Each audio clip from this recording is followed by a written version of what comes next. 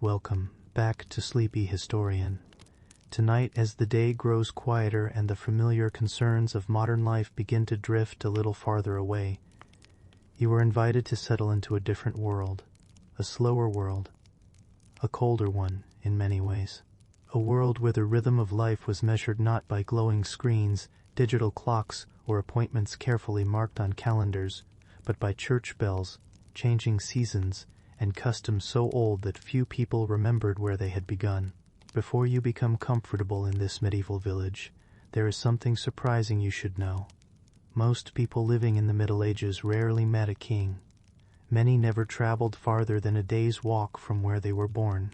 Some never saw a battlefield, some never entered a castle, and yet every hour of their lives was shaped by power, not dramatic power, not the kind celebrated in stories, not armies crossing hills beneath fluttering banners, nor nobles debating beneath vaulted ceilings. Instead, it arrived quietly, patiently, almost invisibly. It appeared as rules, rules about clothing, rules about bread, rules about markets, rules about forests, rules about livestock, rules about roads, rules about marriage, rules about inheritance, rules about church attendance, rules about who could hunt, who could fish, who could gather firewood, and who could not. The strange truth is that medieval law was often felt long before it was understood. You might spend your entire life obeying dozens of laws without ever reading a single one. In many cases, reading them would not have mattered. Most ordinary people could not read at all. The law did not exist primarily as a document hidden inside a government building. It existed in memory, in custom, in repetition, in stories, in habits passed from parent to child, in the quiet warning of a neighbor, in the disapproving glance of someone who knew you were doing something you should not. Tonight, as we wander through forgotten medieval laws that shaped everyday life, you will slowly discover that the Middle Ages were not simply an age of castles and knights. They were also an age of invisible boundaries. Boundaries that surrounded daily life so completely that most people stopped noticing them. You may think of law as something distant, something encountered only when a serious problem appears, something hidden behind courts, offices, paperwork, and official procedures. But for an ordinary villager, law could be woven into nearly every activity of the day. You wake. The law is already there. You dress. The law may influence what fabrics you are permitted to wear. You walk toward the marketplace. The law influences where you may sell your goods. You purchase bread. The law influences how that bread was baked, weighed, and priced. You pass a forest. The law influences whether you may gather wood there. You hear church bells. The law may influence whether you are expected to work, rest, attend worship, or remain at home. You return to your house. The law influences your property, your family, your obligations, and perhaps even your future inheritance. The law follows quietly, patiently, almost invisibly, and because it is everywhere, it eventually becomes difficult to see. Perhaps that is one of the most familiar parts of medieval life. Human beings adapt remarkably quickly. A rule that feels strange today may feel ordinary next year. A restriction that once seemed inconvenient eventually becomes part of the landscape. Like a river, like a hill, like winter itself. You are about to spend some time among people who lived inside these systems every day. Not famous people, not rulers, not warriors. Just ordinary individuals trying to reach tomorrow, trying to keep warm, trying to harvest enough grain, trying to avoid trouble, trying to live peaceful lives beneath structures they did not create and rarely had the power to change. As we move slowly through the centuries, you may notice something unexpected. Many forgotten laws were not designed primarily to punish. Many existed because medieval communities feared disorder. A loose pig could destroy an entire season's crops. Poorly baked bread could contribute to hunger. Arguments over land could continue for generations. A damaged bridge could isolate a village. A forest stripped of resources could leave families cold during winter. Life already contained enough uncertainty. Harvests could fail. Storms could arrive without warning. Disease could spread. Winters could linger longer than expected. People searched for stability wherever they could find it. Sometimes that stability appeared as religion, sometimes it appeared as tradition, and sometimes it appeared as law. You begin to understand this on a cold morning. Imagine yourself waking before sunrise. The darkness outside remains nearly complete. A thin layer of frost covers the fields beyond your door. The room is cool, not dangerously cold. Just cold enough to make leaving your blankets feel like an unpleasant decision. The fire has burned low during the night. The air carries the faint scent of wood smoke. For a few moments you remain still. Nothing dramatic awaits you today. No grand adventure, no extraordinary opportunity. Only another ordinary day, and yet that ordinary day exists inside a framework built over centuries. The clothing folded nearby reflects expectations about status and occupation. The fields beyond the village reflect generations of agreements, disputes, obligations, and boundaries. The roads leading outward follow routes maintained by custom and labor. The church bell that will soon ring carries authority beyond its sound. Even your understanding of what constitutes a normal day has been shaped by forces older than your grandparents and their grandparents before them. This is what makes forgotten laws so fascinating. Many were once considered essential. People argued over them, enforced them, repeated them, masked them down. Then, slowly, they disappeared. Not because they were dramatic, but because they were ordinary. History remembers kings. It remembers battles. It remembers revolutions. Yet ordinary laws shaped far more mornings. A king might influence a nation once. A village regulation might influence every single day for 300 years. The villagers around you rarely discuss this. Why would they? Fish do not discuss water. People seldom examine systems they have always known. A farmer rising before dawn is unlikely to pause and reflect on centuries of legal development. There is grain to thresh, animals to feed, repairs to make. The routines of survival leave little room for philosophical reflection. Still, those routines reveal the law everywhere. Perhaps a neighbor mentions that a certain woodland cannot be entered. Perhaps someone complains about tolls collected at a bridge. Perhaps a baker worries about an inspection. Perhaps a family discusses inheritance after the death of a relative. Perhaps a young couple seeks permission to marry.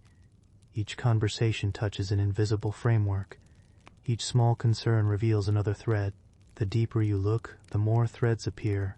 And unlike modern societies, where many laws remain hidden within institutions and documents, medieval laws often lived in public memory. People carried them with them. A boundary stone standing in a field, a tree marking an old property line, a path known to generations, a market custom repeated every week, a seasonal obligation remembered because forgetting could create difficulties. Memory itself became part of governance. That memory was not always perfect. Disputes emerged, arguments followed, neighbors disagreed, but communities developed ways to preserve continuity, not because they loved rules, because uncertainty could be costly, very costly, especially for people living close to the edge of survival. As the years pass around you, one season blending quietly into another, you begin to notice a pattern. The forgotten laws that shaped everyday life were rarely isolated rules. They formed networks, one rule connected to another. A forest law connected to hunting, hunting connected to food, food connected to markets, markets connected to roads, roads connected to property, property connected to inheritance, inheritance connected to marriage, marriage connected to households, households connected to entire communities. The system moved together, slowly, imperfectly, yet persistently. And perhaps that persistence explains why many of these laws survived for centuries. Not because everyone agreed with them, not because they were always fair, but because daily life adapted around them. Children learned expectations from parents. Parents learned them from grandparents. What began as a rule eventually felt like reality itself. Tonight, as we wander deeper into medieval villages, forests, fields, homes, and marketplaces, you will encounter many of these forgotten laws. Some will seem strange. some surprisingly practical, some oddly familiar, and some may remind you that every society, including our own, contains rules so ordinary that they almost disappear from view. For now, though, the village remains quiet. The sun has not yet fully risen. A faint mist lingers above the fields. Smoke drifts lazily from distant chimneys. Frost glitters softly where the first pale light touches the earth. Another ordinary medieval day is about to begin, and with it thousands of invisible rules begin their work once again. If you were to arrive in a medieval village with modern habits, one of the first mistakes you might make would seem surprisingly harmless. You might choose your clothing based on comfort, perhaps on personal taste, perhaps on what happened to be available. To modernize, clothing often feels like a private decision, a personal expression, a practical necessity, or simply a routine part of the morning. But in many parts of medieval Europe, clothing carried a different meaning. It could communicate status before a single word was spoken. It could reveal occupation. It could suggest wealth. It could hint at family connections, and in some places wearing the wrong garment could attract unwanted attention from authorities who believed that appearance itself required regulation. As another cold morning begins, you sit on a wooden bench beside a fading fire. The room is still dim. Most of the warmth remains trapped close to the embers. Outside, the village is only beginning to stir. You pull on the clothing that has served you through many seasons, wool mostly, rough in some places, smoother in others where years of wear have softened the fibers. The fabric is practical rather than beautiful. Its purpose is simple: to keep you warm, to survive rain, to endure repeated repairs, to last as long as possible. Yet even this ordinary act of dressing exists inside a world shaped by rules. Not every color belongs equally to everyone. Not every fabric, not every decoration, not every fur. The idea may seem strange. After all, cloth is cloth, or so it might appear. But medieval authorities often disagreed. Throughout various kingdoms, cities, and regions, rulers introduced what historians call sumptuary laws. These laws attempted to regulate consumption and appearance. They determined who could wear certain materials, who could display certain luxuries, who could imitate the fashions of higher ranks. The details varied from place to place. The exact rules changed over centuries, but the underlying concern remained surprisingly consistent. Authorities worried that visible social distinctions might become blurred. If a wealthy merchant dressed like a nobleman, what message did that send? If a prosperous artisan wore fabrics once associated with aristocracy, what happened to traditional hierarchies? Such questions occupied medieval lawmakers far more than you might expect. For the ordinary villager, these concerns often felt distant. Most people simply could not afford extravagant clothing. The problem solved itself. Yet the laws existed nonetheless, and occasionally they reached surprisingly far into everyday life. You stand and shake out a cloak before placing it around your shoulders. The wool smells faintly of smoke. Almost everything smells faintly of smoke. The scent follows clothing through winter after winter. The cloak is dark, not because dark colors are fashionable, because dyes can be expensive. Natural colors are often simpler, more affordable, more practical. Even color itself carries meaning. Certain shades require costly materials, brilliant reds, deep blues, rich purples. These colors demand resources, labor, and specialized knowledge. As a result, bright and luxurious colors frequently become symbols of wealth.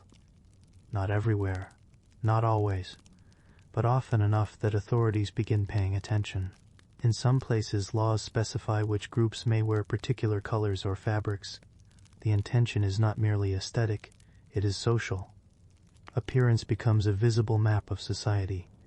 People are expected to know their place within that map. As morning light gradually fills the room, you prepare to walk toward the market. The path is familiar, the routine unchanged from countless other days. Yet as you pass neighbors, clothing silently communicates information. An elderly farmer wears garments shaped by decades of labor. A craftsman carries evidence of his trade in both posture and dress. A prosperous household may display slightly finer materials, not necessarily extravagant, just noticeable. The distinctions are often subtle. The modern imagination sometimes pictures medieval society divided into perfectly recognizable categories. Reality is usually messier. People acquire second-hand garments. Families inherit clothing. Repairs alter original designs. Fashions spread gradually. Economic fortunes change. The boundaries between classes are visible, but not always perfectly clear. And this uncertainty is precisely what worried some authorities. The concern was not only wealth, it was imitation. A successful merchant might possess money rivaling local nobles. A skilled craftsman might accumulate resources over decades. As urban economies expanded, traditional social categories became less obvious than before. Clothing offered one method of maintaining distinctions, or at least attempting to maintain them. Whether these laws succeeded is another matter entirely. Human beings have always enjoyed displaying success. They have always admired beautiful things, and they have always searched for ways to signal status. Medieval people were no exception. You continue along the road. The village slowly awakens around you. A dog crosses the path. A cart creaks somewhere beyond a hedge. Smoke drifts upward into the cold air. The world feels quiet, steady, predictable. Yet beneath this calm routine lies a constant awareness of observation. Communities are small. People notice changes: a new cloak, an unfamiliar hat, a costly belt, a decorative trim. Such details rarely pass unnoticed, not because neighbors are uniquely curious, simply because village life encourages attention. The same faces appear day after day. Small differences become easy to detect. This social visibility often matters as much as the law itself. Many regulations rely less on formal enforcement than on communal awareness. People know what is considered appropriate. People know what appears excessive. People know when something seems unusual. And in close-knit communities, unusual things attract discussion. Perhaps not immediately, perhaps not openly, but eventually. The result is a world where appearance carries consequences beyond personal preference. You might own only a handful of garments. Many medieval people did. Clothing requires labor. Spinning fibers, weaving cloth, cutting fabric, sewing pieces together. Every step consumes time. Every repair extends usefulness. Garments are valuable possessions, not disposable items. A torn sleeve is mended. A worn cloak is patched. Fabric fragments find new purposes. Nothing is wasted casually. Because clothing is valuable, visible, and durable, it becomes an effective marker of social position. Authorities understand this, which explains why sumptuary laws appear repeatedly throughout medieval history. Some regulate silk, others regulate fur, others focus on jewelry, others specify decorative elements. The exact targets vary. The broader goal remains remarkably similar: preserve visible distinctions, maintain order, prevent social ambiguity. Whether ordinary people agree with these goals is rarely recorded. Most historical records preserve the voices of officials rather than villagers. Still, human nature offers clues. Whenever restrictions exist, some individuals test them. Whenever boundaries appear, some people cross them. The medieval world is no different. A wealthy merchant may adopt fashions associated with nobility. A prosperous family may purchase finer materials than previous generations enjoyed. Urban growth creates opportunities for economic advancement. Economic advancement encourages visible display. Visible display encourages regulation. The cycle repeats. You reach the market square. The day is now fully underway. Voices drift through the air. Merchants arrange goods. Customers examine produce. Children weave between adults. Everywhere you look, clothing communicates information. Not perfectly, not infallibly, but consistently. Wool dominates. Practicality dominates. Yet small variations tell stories. A better cloak, a finer hood, more expensive dyes, decorative stitching, subtle signals accumulate. Most people understand them instinctively. No written explanation is required. This understanding begins early in life. Children observe adults. They learn expectations. They absorb assumptions. By adulthood, much of the system feels natural, not because it is natural, because it is familiar, and familiarity possesses enormous power. One of the most remarkable features of medieval law is how often it blends into ordinary life. Many regulations operate quietly, no dramatic arrests, no constant confrontations, just expectations repeated year after year, generation after generation. Eventually the rules become part of the landscape, like roads, like fields, like church towers rising above the village. You may not think about them every day, yet they remain present, guiding behavior, shaping decisions, defining possibilities. As afternoon approaches, the market continues its steady rhythm. The cold eases slightly beneath pale sunlight. Conversations rise and fall. Business continues. Life moves forward, and throughout it all, clothing serves purposes far beyond warmth. It protects against weather. It reflects available resources. It signals identity. And sometimes, through forgotten laws now largely vanished, it reveals the invisible structures that once organized medieval society. By evening you return home. The cloak hangs once more near the fire. The garments worn throughout the day settle into familiar places. Nothing about them seems extraordinary, yet that is precisely the point. The most influential medieval laws were often not the dramatic ones remembered in chronicles. They were the quiet ones, the ordinary ones, the rules woven into daily habits, the expectations hidden inside routine, the laws that followed people through simple mornings and uneventful afternoons, laws so familiar that many hardly notice them at all. And tomorrow, when the fire burns low and another cold morning begins, those same invisible expectations will be waiting once again. If you could spend several months in a medieval village, one of the first things you might notice is how little control you possess over your own schedule. Not because someone follows you everywhere, not because guards stand at every corner, not because officials constantly issue commands. The restrictions are far quieter than that. They arrive through bells, through calendars, through customs, through expectations repeated so often that they begin to feel as natural as sunrise itself. In the modern world, time is often experienced as something personal. You may choose when to wake, when to work, when to rest. Even when schedules are demanding, there is usually an assumption that time belongs to the individual. But for much of the medieval period, time belonged partly to the community, partly to the church, partly to obligations inherited from generations long gone.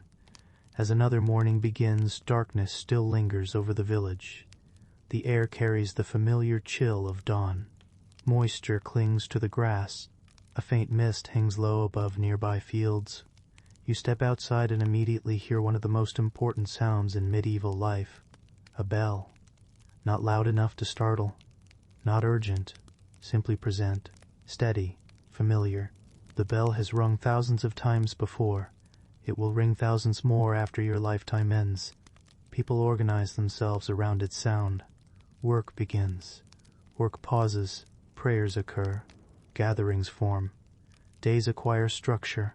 The bell does not merely measure time, it helps create it. For many villagers, clocks do not exist. Or if they do, they are distant curiosities belonging to wealthy institutions. The bell becomes a public voice announcing the rhythm of daily life. Its authority reaches across fields, roads, workshops, and homes. Even those who barely think about it respond. That response is learned early. Children grow up hearing these sounds. Eventually they cease to notice them consciously. The bells become part of the background of existence, and yet their influence remains immense. You begin your work, perhaps repairing tools, perhaps tending livestock, perhaps preparing fields. The exact task matters less than the pattern. Work follows expected rhythms. These rhythms are not entirely flexible. Medieval communities observe a large number of religious feast days throughout the year. To modern observers, the number can seem surprisingly high. Certain days require attendance at religious services. Certain days discourage or prohibit ordinary labor. Certain seasons carry special obligations. The calendar itself becomes a framework governing behavior. At first glance, these restrictions may seem inconvenient. Imagine a farmer looking at clear skies and favorable conditions, only to discover that custom and law discourage work on a particular holy day. From a modern perspective, efficiency might seem more important, yet medieval people often viewed the matter differently. The calendar did not merely organize labor, it organized society. Shared observance created shared identity. Communities moved together through the year.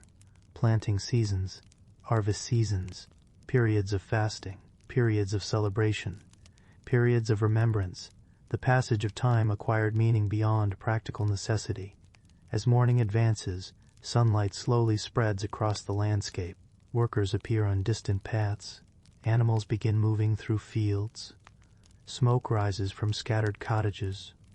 Everything feels calm, predictable, ordered.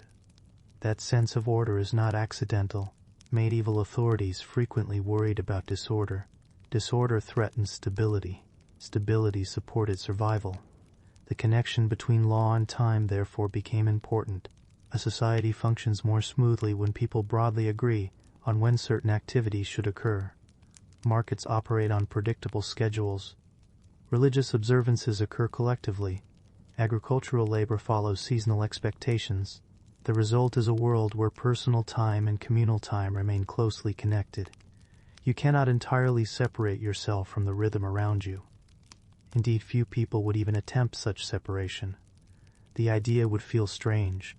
A person who ignored communal expectations might quickly attract attention, not necessarily because neighbors wish to interfere, simply because unusual behavior becomes visible in small communities. And visibility matters. Throughout medieval life, social observation often serves as a powerful form of enforcement. People notice, people remember, people discuss. Formal punishment is not always necessary. Expectation performs much of the work. By midday, activity slows briefly. The village settles into familiar routines. Conversations drift between practical concerns: weather, harvests, repairs, livestock. The future rarely extends very far beyond immediate necessities, and yet every conversation occurs within a larger framework shaped by the calendar. People know which feast days are approaching. They know when certain obligations will arise. They know which periods permit particular activities and which discourage them. Time is never entirely neutral. It carries layers of meaning. The church plays a central role in this system. Religious institutions help define the annual cycle. Their influence extends beyond spiritual matters. They shape social expectations, community gatherings, periods of work, periods of rest. For many medieval people, these distinctions feel entirely natural. Religion and daily life are not separate categories. They overlap continuously. The same bell that calls worshippers to prayer may also structure the working day. The same calendar that marks sacred events also influences practical decisions. Boundaries that seem obvious today often appear much less distinct. As afternoon progresses, you continue your labor. The pace remains steady, not hurried, not leisurely, simply necessary. Much of medieval work shares this quality. Tasks accumulate. Fields require attention. Animals require care. Buildings require maintenance. The demands never entirely disappear, and this makes designated periods of rest especially significant. Modern stereotypes sometimes portray medieval life as endless labor.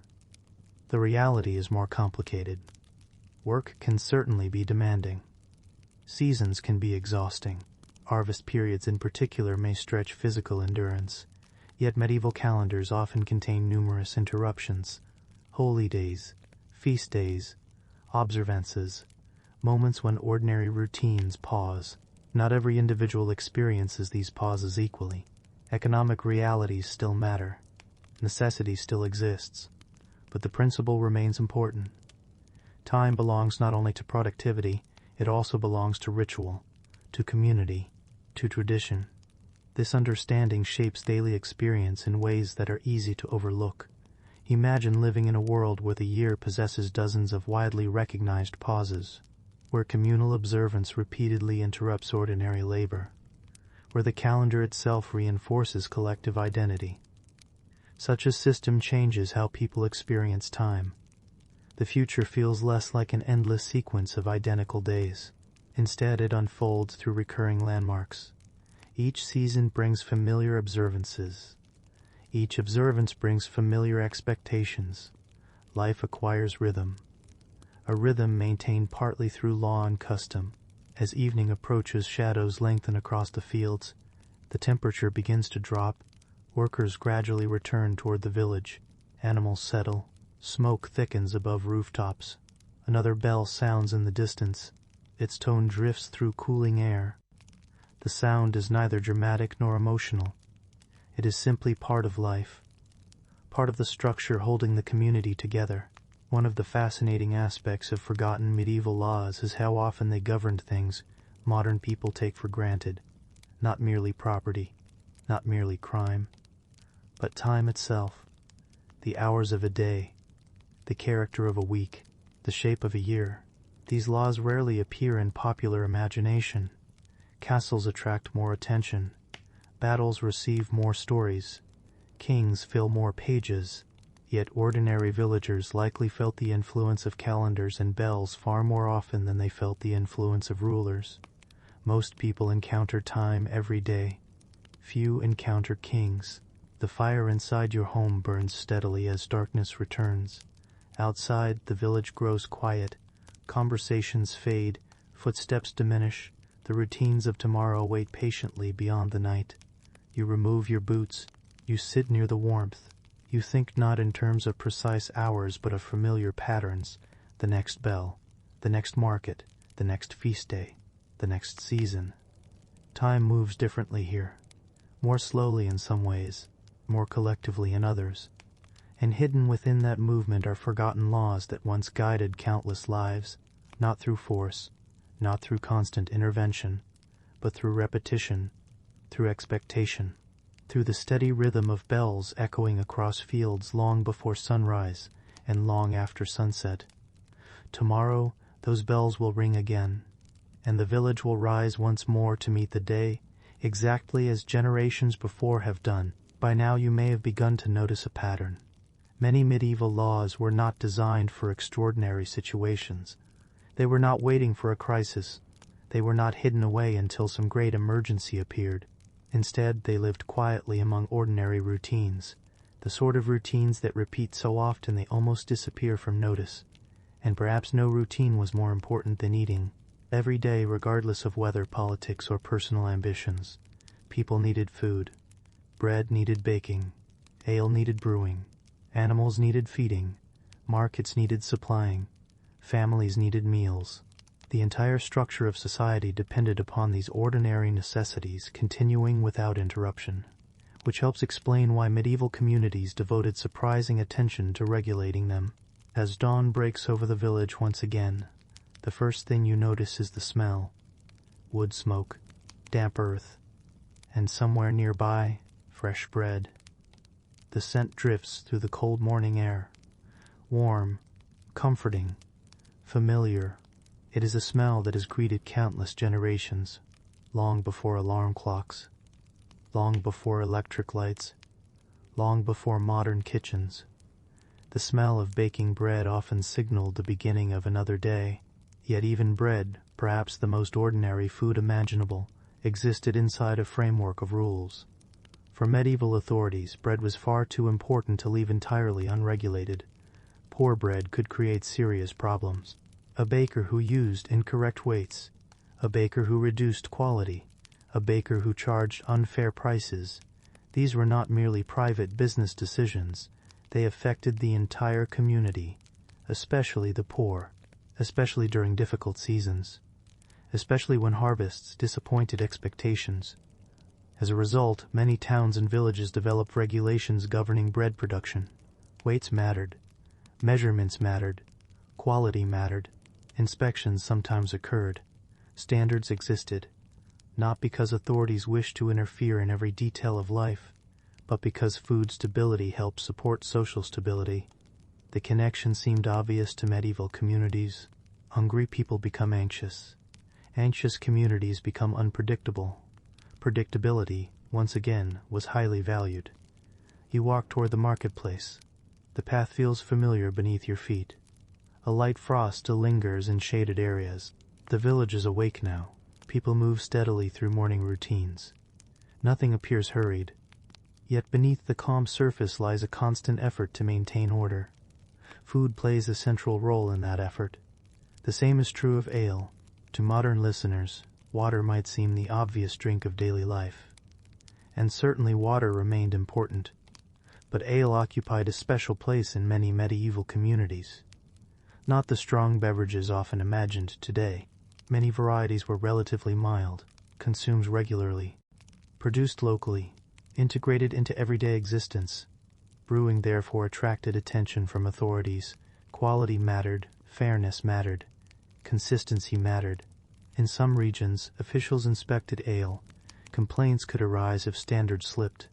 Records survive describing concerns over brewing practices, measurements, and pricing. The goal was not perfection.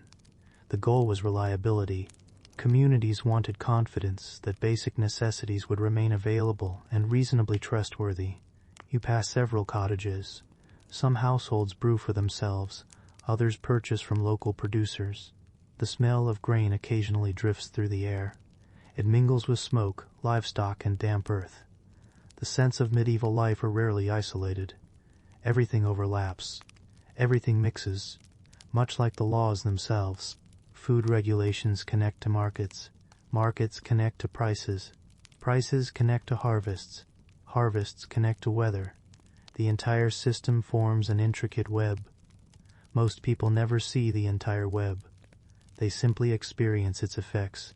A loaf purchased, a drink consumed, a meal shared beside a fire. The regulations remain largely invisible, and yet they influence daily life continuously. By mid-morning, the market square grows busier. Merchants arrange goods. Customers inspect vegetables, grain, fish, and cloth. Conversations rise and fall. Animals shift restlessly. Children move through the crowd. The atmosphere feels lively but controlled. This balance matters. Medieval authorities frequently worried about maintaining public order, not because every gathering threatened chaos, because crowded spaces naturally create opportunities for conflict. Disputes arise, misunderstandings occur, tempers occasionally flare. Communities therefore developed rules governing behavior in public spaces. Some restrictions seem familiar. Others feel surprisingly specific. Certain activities were discouraged after dark. Certain disturbances attracted attention. Noise could become an issue. Public disorder could become an issue. The exact definitions varied. The broader principle remained remarkably consistent. Communities valued peace, especially at night, especially when most people lived in close proximity. Imagine the village after sunset. Darkness arrives gradually. The final traces of daylight disappear behind distant fields. The temperature falls. Doors close, shutters fasten. Families gather near fires. The world becomes quieter. In such conditions, sound carries differently. A raised voice travels farther. An argument becomes more noticeable. A disturbance affects more people. This helps explain why many communities developed curfew traditions and nighttime regulations. The purpose was not always punishment. Often it was prevention. People sleeping nearby appreciated quiet. People waking before dawn appreciated quiet. Animals appreciated quiet. The village itself seemed to appreciate quiet. In a world lacking modern illumination, nighttime possessed a different character. Darkness felt larger, more complete, more significant. Communities adjusted accordingly. As afternoon progresses, you watch market activity continue. Trade requires trust. Trust requires standards. Standards require enforcement. Even modest enforcement helps create confidence. A customer purchasing bread wants reasonable assurance regarding quality. A buyer selecting ale wants similar reassurance. A merchant operating fairly benefits when competitors follow comparable rules. The result is a system where regulations support routine exchange, not perfectly, not always successfully, but often enough to become part of ordinary life. One fascinating aspect of medieval law is how practical much of it appears. Modern imagination sometimes fills the Middle Ages with strange customs and mysterious traditions. Some certainly existed, yet many regulations address remarkably familiar concerns: food quality, consumer confidence, public behavior, fair pricing, community harmony. The language differs. The institutions differ. The clothing differs. The concerns themselves remain surprisingly recognizable. Human beings, after all, still worry about similar things. They want reliable food, reasonable transactions, peaceful neighborhoods, predictable expectations. The centuries change. Certain desires remain remarkably constant. You spend part of the afternoon observing a baker. The work is repetitive. Dough prepared, ovens heated, loaves inspected. The routine repeats again and again. Much of medieval life shares this repetitive character. Perhaps this is why regulations become so influential. They attach themselves to recurring activities. Anything repeated daily eventually shapes experience profoundly. A law governing a rare event may attract attention. A law governing everyday bread influences generations. Its effects accumulate quietly, one morning after another, one meal after another, one year after another. By evening, market activity slows. Merchants pack remaining goods. Customers return home. Animals settle. The village gradually exhales. Smoke thickens above rooftops. The smell of supper drifts through the cooling air. Simple meals await: bread, ale, porridge, vegetables, whatever the season permits. Nothing extravagant, nothing unusual. Yet behind every meal stands an invisible network of expectations and regulations developed across centuries. Most people do not think about this while eating, nor would they need to. The system works best when it fades into the background, when routines feel natural, when expectations feel obvious, when daily life proceeds without constant reflection. This may be the greatest power of forgotten laws. Not that they force attention, but that they eventually cease demanding attention altogether. They become habits, customs, assumptions, part of the landscape.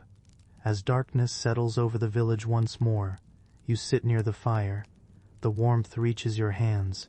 Outside, the night grows still.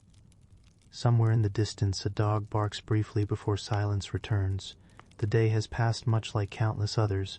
Meals prepared, work completed, markets attended, rules followed, not dramatically, not consciously, simply as part of ordinary existence. And that ordinary existence, more than any castle or battlefield, reveals how medieval law truly shaped everyday life. Quietly, patiently, one loaf of bread, one cup of ale, one peaceful evening at a time. If you were an ordinary medieval villager, one of the easiest mistakes you could make might begin with something as simple as a walk. Not a long journey, not a dangerous expedition, just a walk beyond the familiar fields, a walk beneath trees, a walk into a forest. Today, forests are often imagined as places of freedom, places where boundaries fade, places where nature exists beyond human control. But for many medieval people, forests were not simply collections of trees. They were legal landscapes. Every path, every clearing, every fallen branch, every grazing animal, every deer moving silently between the shadows, all could exist within a network of laws that stretched far deeper than most visitors realized. As morning arrives once again, you leave the village before the sun has fully risen. A pale gray light spreads slowly across the countryside. The fields behind you remain quiet. Frost glitters softly on grass. The air carries the sharp scent of damp earth and wood smoke. Ahead, beyond the cultivated land, stands a broad stretch of woodland. At first glance it appears untouched, natural, ancient, free. Yet appearances can be misleading. Many medieval forests belonged less to nature than to authority. Some forests fell under the control of local lords. Others belonged to monasteries. Some became part of royal forests, protected by special legal systems that often operated separately from ordinary law. To modern ears, the phrase royal forest may suggest dense woodland owned by a king. The reality was often more complicated. A royal forest did not necessarily need to be heavily wooded. The term referred primarily to legal status, an area designated for particular protections and restrictions. Within these boundaries, special rules applied. Special rights existed. Special penalties could be enforced. The landscape itself became part of a legal framework. You continue walking toward the trees. The forest edge grows closer. Birdsong emerges from the branches. The ground becomes softer beneath your feet. Everything feels peaceful. Yet for medieval villagers, forests could inspire mixed emotions. They offered valuable resources: firewood, building materials, pasture, wild foods, shelter for animals. But they also contained restrictions. Rights had to be respected. Permissions had to be understood. Boundaries had to be remembered. A person entering the wrong area could quickly discover that the forest was not as free as it appeared. One of the most famous examples involved hunting. Throughout much of medieval Europe, hunting rights often reflected social hierarchy.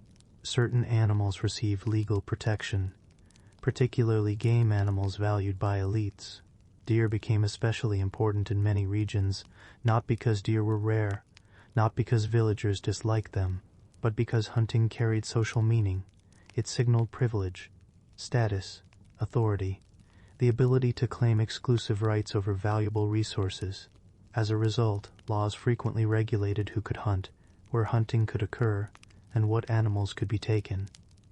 To an ordinary villager struggling through a difficult season, these restrictions could seem frustrating.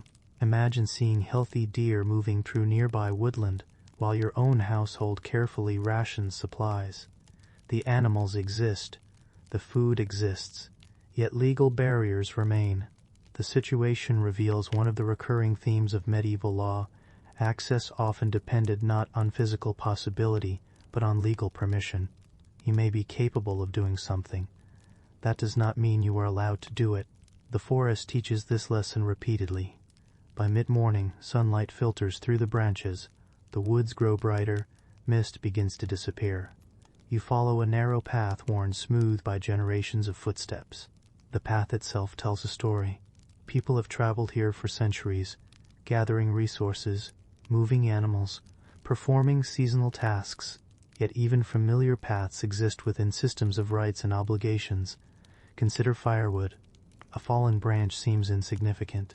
A small piece of wood lying quietly beneath a tree. No owner visible. No immediate conflict apparent. And yet many medieval communities regulated wood collection carefully. The distinction between gathering dead wood and cutting living trees could matter enormously. Permissions varied. Customs varied. Rights varied. Some households possessed long-standing privileges, others did not. The exact rules differed from place to place, but the underlying concern remained familiar. Resources were valuable. Valuable resources required management. Management often produced law. You kneel beside a fallen branch. Its surface is damp from recent weather. Nothing about it appears remarkable. Yet medieval people understood that seemingly ordinary resources could become important during winter. Wood provided warmth. Warmth supported survival. A household lacking fuel during cold months faced serious difficulties. Communities therefore paid close attention to access, not because wood itself was mysterious, because necessity made it important. This pattern appears again and again throughout medieval life. Things become regulated not because they are unusual, but because they matter. As the day progresses, you move deeper into the woodland.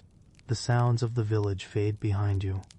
Only occasional birds and distant rustling disturb the quiet. The forest feels vast, perhaps even endless. Yet medieval people rarely viewed it as empty space. The woods possessed structure, ownership, memory, expectation. Invisible lines crossed between different rights and responsibilities. One family might graze animals in a particular area. Another might gather fuel elsewhere. A lord might reserve hunting privileges. A monastery might claim woodland resources. Multiple layers of authority often overlapped. The result could become surprisingly complex. Most villagers learned these distinctions gradually, not from books, not from official maps, through experience, through conversation, through observation. Parents taught children, neighbors shared knowledge, custom preserved information. Memory performed work that modern documents often perform today. By afternoon you reach a clearing. Sunlight warms the grass. The air feels slightly less cold. You sit for a while and observe the landscape. Nothing appears dramatic. No officials patrol nearby. No signs mark restrictions. No fences separate every right from every wrong. This absence is important. Many medieval laws relied upon shared understanding. People knew where certain boundaries existed. People knew what customs applied. The system depended heavily upon local knowledge. Outsiders could become confused. Residents generally understood, at least most of the time. Of course, misunderstandings still occurred. Disputes still emerged. Arguments still happened. Human beings remain human in every century. Yet communities developed ways of managing these conflicts. Courts, witnesses, traditions, collective memory, all contributed to maintaining order. As shadows gradually lengthen, you begin walking back toward the village. The forest changes character as evening approaches. Light softens beneath the trees. Birdsong decreases. Cool air settles into low areas. The woods become quieter, more reflective. You pass ancient trunks that may have stood here long before your grandparents were born, long before many laws currently governing the landscape even existed. And yet those laws continue shaping how people interact with the forest. Who enters, who gathers, who hunts, who grazes animals, who benefits. The relationship between people and woodland remains deeply structured. One of the reasons forest laws endured for so long is that forests themselves change slowly. Trees grow gradually. Resources accumulate gradually. Damage can take years to repair. Authorities therefore often thought in long time scales. A woodland mismanaged today might create problems decades later. Whether their solutions were fair is another question. Fairness and effectiveness do not always travel together. Still, the intention to regulate remained powerful. By the time you emerge from the trees, evening is approaching. The village waits in the distance. Smoke rises from chimneys. The familiar sounds of home drift across the fields. The forest remains behind you. Quiet, ancient, seemingly wild. Yet you now understand something medieval villagers knew well. The forest was never merely nature. It was also law. Not obvious law, not written on every tree, but law nonetheless. Invisible boundaries stretched beneath the branches. Invisible rights moved through the undergrowth. Invisible expectations followed every path. And for generations of ordinary people, understanding those expectations could be almost as important as understanding the forest itself. Tomorrow the deer will still move through the woods. The fallen branches will still rest beneath the trees. The paths will still wind between trunks darkened by age. And the forgotten laws that once governed them will continue whispering through history, long after the people who obeyed them have disappeared. If you lived in the medieval world, the simple act of leaving home could involve far more law than you might expect. Not because travel was impossible. People traveled constantly. Farmers visited markets. Merchants crossed regions. Messengers carried information. Pilgrims walked astonishing distances. Craftsmen sought work. Families visited relatives. Roads remained busy despite their reputation in popular imagination. Yet every journey unfolded within a landscape shaped by rights, obligations, permissions, customs, and expectations accumulated over centuries. The road itself was rarely just a road. The bridge was rarely just a bridge. The journey was rarely just a journey. As another morning begins, you find yourself preparing to leave the village. The sun has not yet fully risen. A pale glow lingers beyond distant hills. The air feels damp and cool. Tiny beads of moisture cling to grass beside the path. A cart waits nearby. Its wooden wheels show the wear of many years. The horse attached to it exhales visible clouds into the cold air. Today, your destination lies beyond familiar fields, not impossibly far. Perhaps a neighboring town, perhaps a larger market, perhaps a religious site visited by travelers from across the region. The exact destination matters less than the experience itself. For medieval travelers, movement through the landscape involved far more than simply choosing a direction and walking. Roads carried history. Roads carried obligations. Roads carried authority. You begin your journey as daylight slowly strengthens. The village recedes behind you. Fields stretch outward on both sides. Birds move through hedgerows. The world feels peaceful, yet beneath that peace lies a network of responsibilities that most travelers understand instinctively. Road maintenance provides one example. Modern people often assume governments maintain roads as a basic function. In the medieval world, responsibilities were frequently distributed among communities, landowners, religious institutions, or local authorities. Different arrangements existed in different places. Yet one principle appeared repeatedly. Roads required labor. Labor required obligation. Someone had to fill ruts. Someone had to clear obstacles. Someone had to repair damage after storms. Without maintenance, travel became more difficult. Trade suffered. Communication slowed. Communities became isolated. The condition of a road therefore mattered greatly.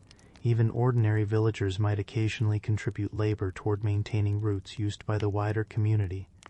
These obligations were rarely glamorous. No one celebrated a repaired ditch with great ceremony. Yet such work quietly supported daily life. Much of medieval society depended upon countless tasks that attracted little attention when performed successfully. Road maintenance belonged firmly in that category. By mid-morning, you approach a bridge crossing a slow-moving river. The structure is sturdy but weathered. Its stones bear the marks of generations. Countless feet have crossed here. Countless carts. Countless animals. The bridge feels permanent, reliable, almost inevitable. Yet bridges represented enormous investments of labor and resources. Constructing one required planning, materials, organization, ongoing repairs. As a result, bridges often attracted regulations and fees. Tolls became common in many areas. Travelers paid small amounts to support maintenance or compensate those holding rights over the crossing. To modern ears, a toll may sound mildly inconvenient. To medieval authorities, it often appeared entirely reasonable. Infrastructure cost resources. Resources required funding. Funding required revenue. The logic felt straightforward. Of course, travelers did not always enjoy paying. Human beings rarely change in that respect. A merchant crossing a bridge centuries ago likely appreciated fees no more than modern travelers appreciate unexpected charges. Yet the system persisted because roads and bridges remained essential. Without them, movement became significantly more difficult. You pause briefly beside the river. The water reflects pale sunlight. Reeds sway gently along the banks. Everything appears calm. Travel often feels calm when conditions are favorable. Dry weather, reliable roads, reasonable visibility. But medieval journeys could change character quickly. Heavy rain transformed paths into mud. Flooding damaged crossings. Snow complicated navigation. The physical landscape constantly influenced movement. This uncertainty helps explain why certain routes acquired particular importance. Established roads offered familiarity, predictability, shared knowledge. Travelers knew where food might be found, where shelter existed, where crossings remained dependable. The route itself became part of a collective memory. You continue onward. Gradually more travelers appear. A merchant leading pack animals. A group of pilgrims moving steadily toward a distant destination. Farmers carrying goods to market. The road gathers people together. Different backgrounds, different occupations, different purposes. Yet everyone shares the same physical space. This creates opportunities, trade, conversation, cooperation. It also creates potential conflicts. Questions arise. Who possesses the right of way? Who may use particular routes? Who bears responsibility for damage? Throughout medieval history, such concerns frequently inspired regulations. Travel required structure. Structure encouraged law. As noon approaches, the road enters a small settlement. The buildings cluster close together. Smoke rises from chimneys. Voices drift through the air. Travelers often depended upon places like this. Food, rest, information, direction. The medieval road network was not merely physical infrastructure. It was also social infrastructure. Communities supported movement. Movement connected communities. The relationship worked both ways. This interconnectedness helps explain why traveling rights mattered. Certain individuals received protections while moving between regions. Merchants sometimes benefited from agreements encouraging trade. Pilgrims occasionally enjoyed special recognition. Messengers might carry documents verifying authority. The details varied widely, yet the underlying principle remained familiar. Movement across jurisdictions required understanding. People needed ways to interact beyond local boundaries. Legal frameworks helped make that possible. By afternoon, your journey continues through open countryside. The landscape unfolds slowly. Fields, woodland, streams, scattered farms. Nothing dramatic occurs. Most travel throughout history has been surprisingly uneventful.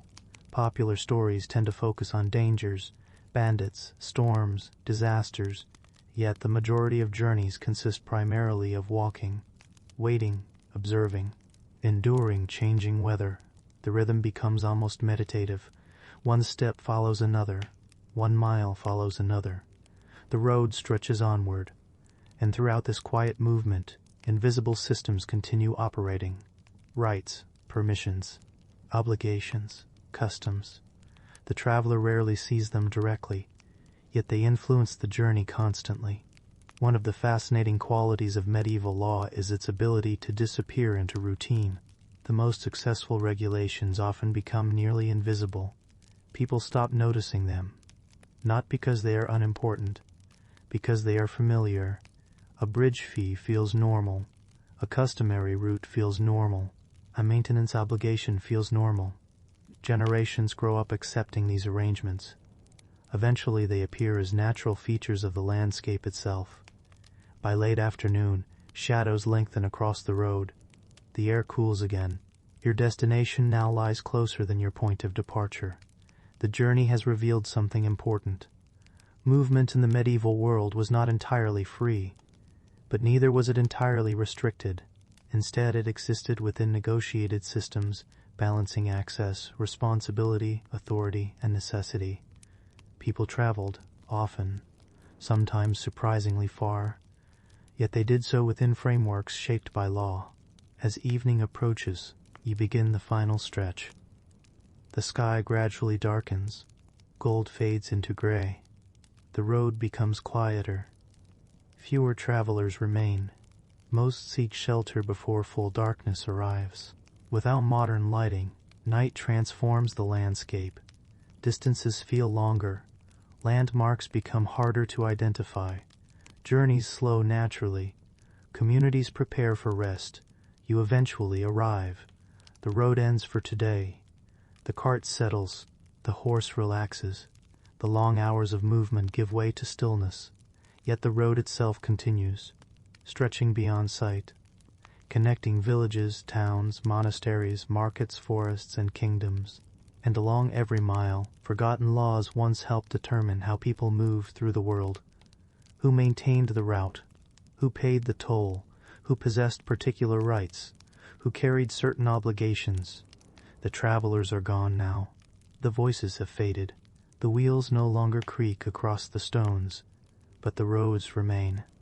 And beneath their dust and weathered surfaces linger the traces of legal systems that quietly guided countless journeys through the medieval world. If you were asked to point to the most important line in a medieval village, you might imagine a castle wall, or perhaps the edge of a forest, maybe even the border of a kingdom. But for many ordinary people, the most important lines were often the ones nobody could clearly see. They crossed fields, followed streams, passed ancient trees, curved around grazing land, wound quietly through meadows that looked no different from the land beside them. These invisible boundaries determined who could farm where, who could graze animals, who could gather resources, who owed obligations, who belonged, and perhaps most importantly, who did not. As another morning begins, you leave your cottage and walk toward the outskirts of the village. The air is cool and still. A thin layer of mist rests over the fields. Birdsong drifts softly from hedgerows. The world feels peaceful. Nothing in the landscape suggests conflict. Nothing announces ownership.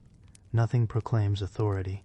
Yet beneath this calm appearance lies a web of remembered lines and inherited agreements that have shaped life here for generations. You follow a narrow path leading away from the village center. The path passes cultivated strips of land, some freshly planted, others waiting for the next season. A few appear recently harvested. At first glance, the arrangement seems confusing. The fields are divided into long, narrow strips rather than neat enclosed parcels. Different families work different sections. The pattern appears almost accidental, yet it follows rules understood by the community. Rules that have been repeated year after year, century after century. Much of medieval agriculture relied upon cooperation. Even when individuals possessed rights to particular strips, farming often occurred within broader communal systems. Planting schedules might be coordinated, harvest periods shared, grazing arrangements negotiated collectively. The result was a landscape where ownership and cooperation existed side by side. Such systems required boundaries, not always physical boundaries, often remembered ones, and remembered boundaries require something very important: memory. Throughout the medieval world, memory performed work that modern maps often perform today. Villagers remembered where rights began and ended. They remembered old agreements. They remembered which stream marked one jurisdiction and which marked another. They remembered where grazing could occur and where it could not. This knowledge passed between generations. Parents taught children, neighbors corrected mistakes, elders preserved local understanding. In many cases, the community itself functioned as a living archive. You continue walking. The mist gradually begins to lift. Sunlight spreads across the fields. Ahead stands an ancient tree. Its trunk is twisted with age. Its branches stretch outward like weathered arms. To a traveler passing through, it might appear insignificant, just another tree. To local villagers, however, it may serve a completely different purpose.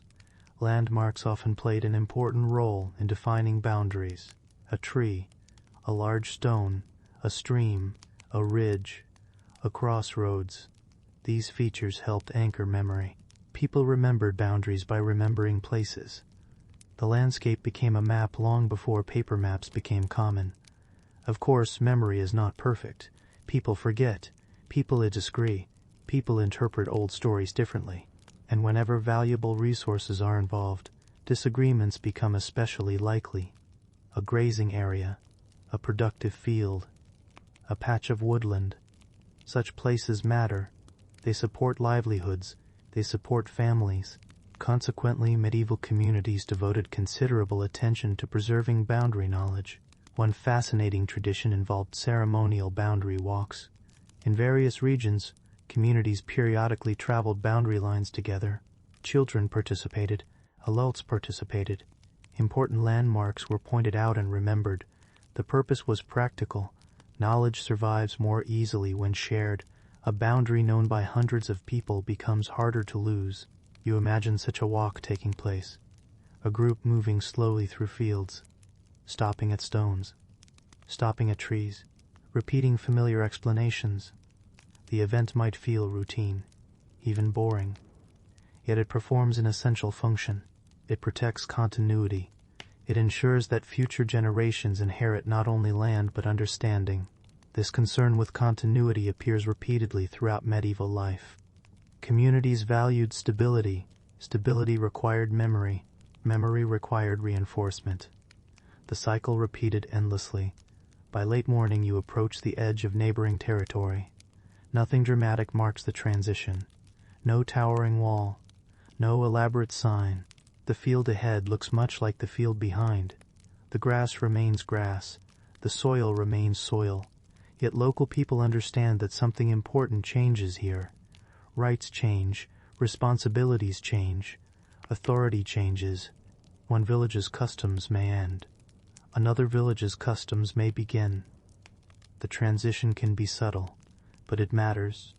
Neighboring communities frequently shared resources. Roads crossed multiple jurisdictions, animals wandered, streams flowed across boundaries.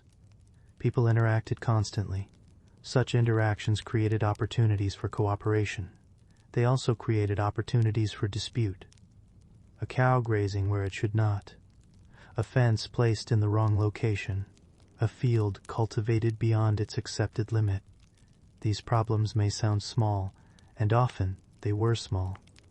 Yet small problems repeated over years can become surprisingly significant. One lesson appears again and again in medieval records. Communities cared deeply about details, not because people enjoyed arguing, because details affected livelihoods. A few feet of land mattered. Access to water mattered. Grazing rights mattered. Ordinary resources carried extraordinary importance. You stop beside a low stream winding across the countryside. The water moves quietly between grassy banks. It seems harmless. Beautiful even. Yet streams frequently served as boundary markers. Their visibility made them useful. At least until nature decided otherwise. Waterways shift. Banks erode. Floods alter courses. What happens when a boundary marker moves? Questions like this could occupy communities for years, perhaps decades. The medieval landscape constantly reminded people that nature and law rarely aligned perfectly. Human beings desired certainty. The natural world often preferred ambiguity. By afternoon, the fields grow warmer beneath the sun. Workers continue their tasks. Animals graze peacefully. The entire countryside appears calm. And in many ways it is. Most days pass without dispute. Most boundaries remain unquestioned. Most agreements function as intended. This quiet success is easy to overlook. History often highlights conflict. Yet cooperation deserves attention as well. The fact that communities maintained complex systems for generations suggests that cooperation occurred far more often than conflict. People found ways to live together, to share resources, to respect customs, to navigate overlapping rights. Not perfectly, but effectively enough.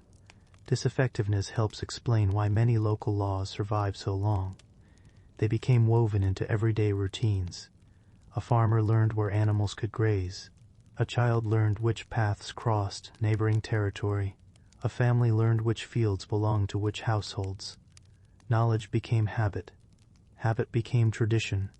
Tradition became expectation. Eventually the system felt almost natural. By late afternoon, shadows begin stretching across the countryside. The village appears in the distance. Smoke rises lazily from chimneys. The familiar rhythm of evening approaches.